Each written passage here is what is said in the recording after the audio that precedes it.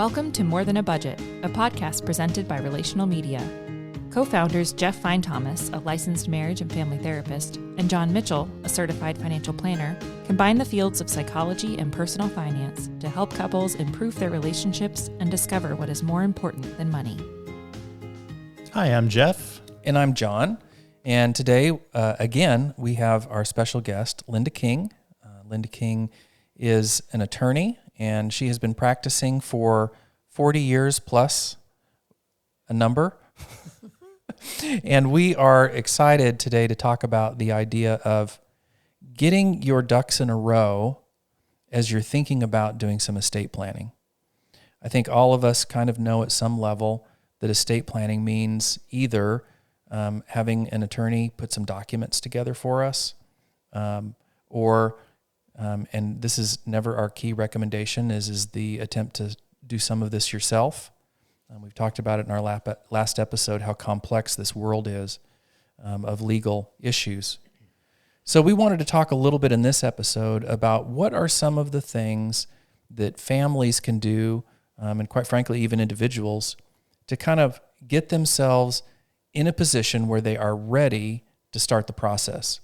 Again, we typically think that the documents are the process, but the process starts long before then by having a clear understanding of what kind of outcomes we either want or don't want. So, Linda, have you ever had anybody show up to do estate planning that wasn't ready? Almost always. Some are more ready than others, but one has to be psychologically ready as well as readiness with one's documents. And so the first preparation begins with thinking about it and pondering it, not just the night before the appointment, but over a little bit of time. Maybe you go to a funeral and you think, ooh, I don't want that at my, so you're thinking about it. Maybe that's what initiates the conversation, the thought process. Or maybe you see a friend's family devolve into a feud because Mama always did like you best, and that shows up in the will or the distribution of assets after a death. And so you think, ooh, I want to avoid that. Or maybe you're just planning your own distribution of assets, but then you realize I need to back up and decide what's really important to me, not just naming people and who gets what, but how do I transmit my values through what I'm doing. So very few people have come in who are ready on all those counts. They're ready emotionally, financially, and with their documents. We also assume when we have this conversation that we're all going to live to a ripe old age, and that the only things that we're going to be talking about with estate planning is our demise. But the reality is sometimes people become incapacitated. Lots of things can happen to us throughout life that are unplanned and not what we had originally expected. And I want to say that, one of the things that Jeff and I talk about a lot is curiosity, that is one of the core assets of people who typically do well, is they're curious about, I wonder what would happen if, or I wonder why I think this way. And I think, Jeff, you've probably in your practice had people who are dealing with what Linda's talking about, which is the after effects of a family situation resolving poorly, either through an estate distribution or a family breakup, or a family illness. All of these things can create some stress, or maybe even go as far as to say some trauma.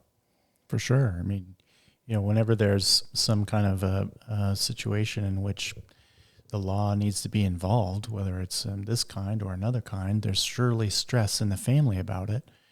So I see that, regularly. What kind of conversations do you think couples should be having? I mean, we talk about, hey, how are we going to spend our money? How are we going to spend the next 20 years? What do we want to build? What kind of conversations do you think would be helpful for couples to be thinking about when we start talking about what would happen if one of us wasn't here, or what would happen if both of us wasn't here? Well, I think, we talk a lot about the idea of having a sense of what our common or shared values are in a couple, and I think that's an important starting place. But I think even that sort of assumes that there's been a series of conversations about what's happened in one's history. So if you're thinking about, setting up the estate planning documents, you're about to head to the attorney to get that to happen, I think a conversation about how you've seen things like that happen or not seen that happen in your history or in your partner's history is really important. Because obviously families go through death, because we're all mortal. And it's possible that things have happened in your partner's family or your own that were incredibly uncomfortable or that went well, and everything in between those 2 points. It's important, I think, to have a conversation about what it is that your experience is so that you can begin to understand how yours is different from your partner's. You're each going to have your own set of expectations, probably not even being aware that they're your expectations about how something like this could go. And so if you don't say it out loud, if you don't ask your partner what their experience is, you're going to be sitting at the attorney's office, and trying to answer basic questions about your planning, and then looking at each other funny, like, I thought about this differently than you did. And then you're in a very awkward situation because you don't want to have that conversation when you need to make the decision right in front of the attorney. You want to have those conversations before you go. One of the things that we talk about a lot is, whether we're dealing with a will, and remember, a will is instructions to a probate court, and a will has an executor who is the non-court person, typically the family, friend, or uncle or niece or whoever it is that's going to run the estate business for the family. They have to make a lot of decisions and have to carry through. Or we have a trustee in a trust that makes a lot of decisions and follows the instructions. And a lot of times people come into these planning meetings not having processed who it is that they are going to select for these key roles. And there's multiple roles. If you have minor children at home, you might be thinking, who would finish raising our kids if we weren't here to do that? And you might be thinking, who would manage family assets? Where would the money come from that would continue raising the kids if we're not here? Linda, I'm imagining that you've had lots of conversations where people weren't really prepared to pick that person. Or quite frankly, they picked that person and they're 97 years old, and it probably is not going to be the person that's around to handle that. Often, John, thank you for bringing that up, because often the person who's coming in to do some estate planning is not there alone. They're not there by themselves. And maybe the caretaker or the daughter who lives nearby or the son who's good with numbers, maybe one of them has helped instigate this initial meeting. And so the person whose decision it's going to be feels reluctant to express or specify what they really might want in those circumstances. They feel a little inhibited because of who brought them there, or who has been so kind and generous in taking care of them, or who has been footing the bills for them to live in the retirement facility, or whatever it may be. And so it's a place for absolute candor when you're doing that. But before the candor, there has to be some thought given to it. And that's uncomfortable because we all are capable of amazing amounts of denial. And I've had it where a client and her daughter were there to just do a simple will and and it turned out that when I started asking some of the questions, because there was there was an adult child in the family who was mentally disabled, or marginally. This was before there was really even a term of being on the spectrum. But they didn't have the same capacity to manage their affairs as the adult child who brought them in. And so even though the adult child who brought them in had been so thoughtful and considerate and kind and probably deserved all the gratitude that a mother could show, she needed to make planning for that child who had a different set of needs. And those needs might be unpredictable, but they were predictable. They were going to be out there. And it was hard thinking that had to go on. And it made her feel like she was being so unfair, and she just couldn't deal with it. And she had to get up and leave the office and walk around the office and go get a drink of water and go to the bathroom and then sit down, put her head in her hands and think about it. And we ended up adjourning till another time because she hadn't done that thinking ahead of time. And I don't, that's not so rare. Right. You know, and I think also for younger families, you know, you've got to think through this idea of if we were not able to continue our plan of what we wanted to do until retirement because something happened to both of us, what would be the story for our children? You know, we've talked about, you know, who would raise them, but it's not just who would raise them. How would we want them raised? You know, a lot of times people have significant life insurance and maybe they've accumulated some retirement assets and they have minor children. You have been thoughtful, hopefully at this point, about what you want to communicate to your children about money, how you want a culture in your family and how it sees money. Well, how would you transmit that? How would you carry that on with somebody who was taking care of your kids after you were gone? You know, we have lots of things, lots of documents that can move our stuff, that can move our accounts to our kids. But how do we actually move our values? And, you know, obviously, you know, Jeff and I are assuming at this point that you know what those are.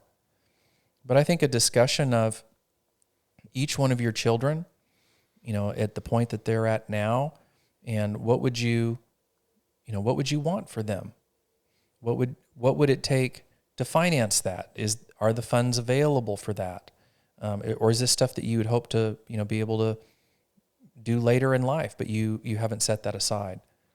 I think that, you know, what we're talking about, the legal documents and setting up those legal documents, but there's probably another set of communication is, you know, at least as important, which is talking with the people. For instance, if you're wanting to figure out who it is that would be taking care of your kids, if you happen to pass, talking through with those people directly about what your values are, putting it in writing for them to be thinking about, going out to dinner with them and having conversations over time about what that looks like. That might be socially awkward. But we are also talking about like handing our children to someone else. And so that's maybe an important thing to make priority of. I'd like to inject a couple of caveats here, and that is some people try to control from what happens after their life, perhaps to an unhealthy extent. For whose health? I'm talking about the recipient's health. But they will say, and I've had clients ask, I want to I want my grandchildren to go to a Christian college or to OSU or OU or to a 4-year liberal arts school or something like that. And in that case, I leave this amount for them. Otherwise, they get $1.25. Well, nobody said $1.25, but otherwise they get some minimal amount. And so I have done that for people that wanted that done, but on several occasions, it generates resentment if you try to put too many strictures on it. So that's one thing to think about. Now, some people also can structure it where those bequests are incremental. So this much at this age and this much at age 21 and this much at age 25. That can be done easily through a trust. It can be done through a will, but I've even seen parents who, for instance, would match their children's income. So in other words, if they had a significant amount they were passing on, they didn't want to encourage their kids to not work. They didn't want to discourage those early years of struggle. And so instead of dumping a large amount of money in their lap that may or may not survive 5 years, they said, hey, you know what, we're going to dole this out by, whatever you make, we'll match it or match it at some rate. And therefore kind of encouraging work ethic, encouraging investment and time. And so this gets back to that idea of what is it that we want for them? What do we want them to experience and learn? And how can we bring our assets alongside to encourage and reward the types of activities and investments that we want our kids doing? Yes, that can be done. Now, I would suggest that plan rewards highly remunerative jobs, so Sure. that if you had a grandchild that was going into the Peace Corps or Sure. something like that. So you got to know your kids, right? That's right. And you got to know, and again, it comes back to knowing your values. Jeff, could you imagine that you would have a couple that would value different things on how they would? Of course, every day. Well, and that's the other caveat. You've talked about if you have a couple and they're doing such and such. These are individual decisions, and the conversation needs to be between the couple, and they need to consider how congruent their wishes and values are. But I would argue that some room needs to be left for recognizing you're an individual, and if you want to designate a specific bequest to the Society for the Health and Benefit of Corgis, Welsh Corgis, okay, and someone else might want to give it to a portion of their estate to something else. So this does not have to be a joint will. In fact, I advise against joint wills. They can be done, but they usually end up being more troublesome than they're worth. I think it's an individual thing. Can you think of, we talk about date night a lot and how couples can use, their quiet time together. Can you think of some of the things that would be some good topic starters or questions for some of our couples to explore as they're trying to think through some of these issues? I would probably want to start with the documents that you would receive from an estate planning attorney, because I remember when my wife and I went through, there were just some interesting questions that we had never seen before. And they spurred conversations about subjects that we had not considered before. And so I would start there. If you're headed to the estate planning attorney, get the documents that they want you to fill out and have conversations about those. Again, I think that one of the things that we need to start thinking about is that money in our culture has certain taboo properties. We're really talking about passing along assets, right? And included in that is some financial value of these things. Mm-hmm. And money is commonly thought to be a taboo subject. So one of the things that I think needs to happen over time in your relationship is working out what it looks like to have open, honest, sometimes difficult conversations about what money means, what it means to each person in the couple, how they came to that place. You have a meaning. You've drawn some conclusions about money because you had a series of experiences over time, and you learned some lessons, whether you're aware of having learned those lessons or not. You did learn them. So having conversations about, like, how did you get that first allowance? What did you spend it on? Do you save money? What does that look like? Do your parents, how did they take vacations? How did they spend on Christmas? What are the kinds of things that they valued with their dollars? Did they sign you up for sports or music? Go through a series of questions like this, just exploring each other's financial history. And then, have some conversations about what you want to make for your own family. How do you want to build it? Oftentimes we do this completely, unconsciously, where we give it no thought whatsoever. But we're really talking about building something together, right? Mm-hmm. Building a relationship that we both consciously are aware is going to be something that we look forward to, something we're going to pass on to our children because we think they're important. So be strategic, be conscious and aware of it. Figure out what it is that things mean to you and have conversations about how there's differences between you and your partner. You know, one of the things that we talk about a lot is, you know, we would like to be able to pass our values on to our kids, right? Yeah. We want them to develop their own. They don't have to have our exact values, but we want them to learn our process so that when they go off on their own and form a new relationship, that they will know how to say, I've now bonded with this other person. I'm going to start a relationship and we're going to have a discussion about what's important to us and what we want to build, right? That's right. One of the really interesting things about going through this estate planning process is it becomes a testing environment to say whether or not we are currently at a level of passing on this process to our children that we're comfortable with. And here's what I mean by that. It's a simple question on date night, and that is, if something were to happen to us today and our children were to inherit our assets through our plan, would the things that they would do with it tomorrow look like we did our job? Most of us know what our kids would do if we handed them $1,000, right? Mm-hmm. Well, what if there were a couple extra zeros? Could you and your spouse over a burger have an interesting conversation about what would happen if you left six-figure money to each one of your kids? Would that be a fun conversation? It'd be a great conversation. And what you'll find in there is that each one of you typically knows some different tendencies of each one of your child. And it's a great way to kind of say, well, what would they do with money? What are their values? What does money mean to them today? And it gives you kind of a marker where you can say, well, here's where our kids are today. Is that where we really want them to be when we pass on and they carry the torch from that point?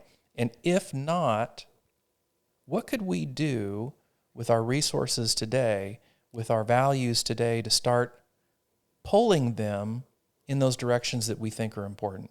I don't think you can underestimate the importance of what you've just said. Because I think normally what happens for most families is that the day-to-day life of having a family involves a lot of work. It's time consuming to raise children. And often you're just hoping to get to the next thing. Can I pack the lunch? Can I take them to school? Can I pick them up? Can I get through bath time and reading books and bedtime and start the whole thing again? What you're talking about is looking towards what it is you're hoping for them to learn, specifically about money, over the course of their growing up. Where is it you want the outcome to be? How are you thinking you might want them to be thinking about money? And obviously, kids have their own personalities, and they're going to go where they're going to go. It's not like we have control over this. Learning that every day. Right. But it is a thing where we might want to say intentionally, hey, this is where our kids are now. Let's see if we can get to them to this point over there. Yeah, I'm amazed at each kid being their own individual story. And we kind of think that when they're 18 or when they're 21 and they go off to college, we're done parenting. I had one of my favorite stories with a client. You haven't gotten to tell a lot of war stories. I'm going to tell one short one. Is we were going through this discussion of trying to have your estate follow your values. And I had a client basically look at me almost a little bit angry and say, okay, big shot, here's what I want. I don't want my grandkids getting divorced. That's what my estate plan is. Make it happen. And I was like, wow. So after some time and some thought and some fear and some trepidation, I asked him and his wife to put together what they thought were the 3 to 5 most important activities during their marriage that they felt built their marriage over 40 years. And they came back with a list. And the list is that every 5 years they took a vacation together that was just them, where they kind of renewed their vows and renewed their purpose for the marriage, and they got away from their kids. They had date night, and there was a few other things that they did. And so we decided that the plan was going to be that they were going to do that for their grandkids. They were going to fund date nights, and they were going to fund those trips for the grandkids and their spouses to get away and reconnect as marriages. And they gave them a list of questions to ask, and they gave them little stories to tell about what it was like for them growing up and being a couple together and struggling and what they learned from it. And so they were passing assets early in their estate plan to these grandkids, but they were doing it in order to achieve a lesson and an outcome and a process that they wanted their grandkids to have. And I would argue that what they're really passing is their experience of growing wisdom. Not everyone's wisdom is the same. They had a specific value set that they wanted for their grandkids, and they wanted to pass that wisdom to their kids and grandkids. Their assets just followed the path of their values. So I would say that being prepared to go into an estate planning discussion is a real strong sense of what you're building as a couple and what you would like to see, what elements of that you would like to see continue on with your heirs. And then working backwards, like any other project management, to say, what is it we need to be doing to be continuing that process? This is a little bit of a, it's not tangential, it's involved in relationships and in planning, but it inadvertently or by default happens, and that is one partner in a relationship will be highly competent in one area. And so they end up either claiming, or by default it gets shoveled over to them, you're the one that's going to handle the money or the estate planning or all the numbers or all the paperwork or something like that. And many times it has been that the widow comes in with a shoebox full of stuff and says, I don't know what in the world this is, but this, help me. And I say that as a widow because I reference widow because historically it was the men who handled the money in many marriages, and it was the women whose realm was the kitchen or something like that, even though a woman might have the head for figures or might have the interest or may have the time to devote to it. And so this is an area where I think it is not so good to just let the expert or the better of the two take that on, at least not without thinking about that ahead of time. Some redundancy would be good. Some overlap would be good there.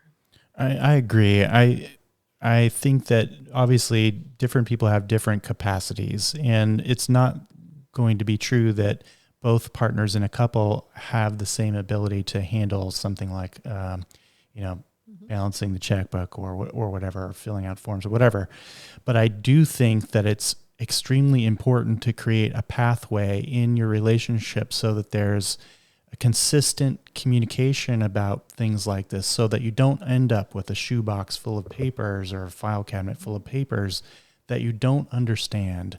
If you're going to build something together and one person has the ability to do a certain kind of labor and the other is less talented at it, there should at least be a regular communication about what it means. So even if you have those documents in hand, you have a general sense of like, I believe this is what this does for me and what it means, and I just need some, brushing up on how to help me with it, rather than coming in completely lost with it.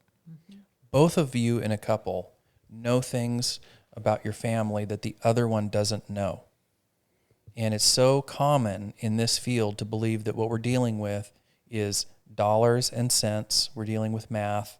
We're dealing with deeds. We're dealing with trusts or wills. We're dealing with that, legal processes. But we're dealing with our kids, and we're dealing with our parents, and we're dealing with our families. We're dealing with legacy. And one of you may be better at the document side, and one of you may be better at understanding your heirs and what the struggles are going to be. And you can't do well at this unless both views, unless both understandings are brought to bear.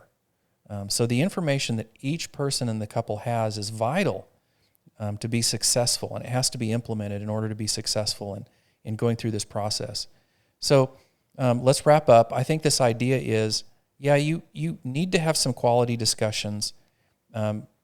The thing I'm hearing the most under the surface is you don't need to be in a hurry. I mean, yeah, you need these documents. Yes, you need to get a plan. But the quality of the plan is going to be based on how good and complete and thorough those discussions are going to be over time. And let's not forget, and I know, Linda, you know this, is estate plan is not a one and done. It's an ongoing thing. So theoretically, your plan should get better as you go. It should become more complete. Mm-hmm. Exactly right. I agree all along the way.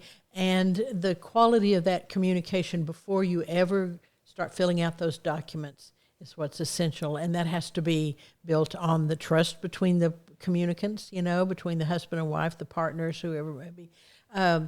There has to be candor and freedom to be, otherwise all the documents in the world will not affect your wish, carry out your wishes. So you have to have the safe space to be able to say, I really want to do X, Y, or Z. It's important to me. And so, and it may not be 5 years from now, but it is now. And I want to recognize that as we're doing this initial plan. And so they don't have to meld into one person, one glom. You can each have your own individual feelings about it. Absolutely. And those can be reflected in what you do. Well, thank you so much, Linda. This has been pleasure. a lot of help. Feel free to email us any questions that you have.